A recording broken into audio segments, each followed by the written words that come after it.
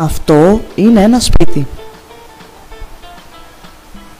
Ποιος ζωγραφίζει το σπίτι? Το κορίτσι ζωγραφίζει το σπίτι. Το κορίτσι ζωγραφίζει πολλά σπίτια. Πόσα σπίτια ζωγραφίζει το κορίτσι? Το κορίτσι μετράει τα σπίτια. Το κορίτσι ζωγραφίζει 6 σπίτια. Η Γεωργία πίνει πολύ γάλα. Πόσο γάλα πίνει η Γεωργία?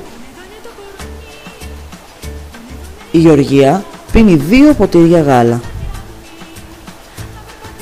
Ο Θανάσης φέρνει πολλά βιβλία. Πόσα βιβλία φέρνει ο Θανάσης? Ο Θανάσης μετράει τα βιβλία. Ο Θανάσης φέρνει 9 βιβλία. Η κυρία Δημητρίου αγοράζει πολύ χυμό. Πόσο χυμό αγοράζει η κυρία Δημητρίου?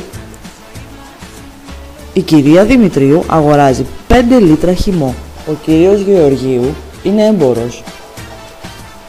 Ο έμπορος πουλάει πολύ ζάχαρη. Αυτός πουλάει 10 κιλά ζάχαρη.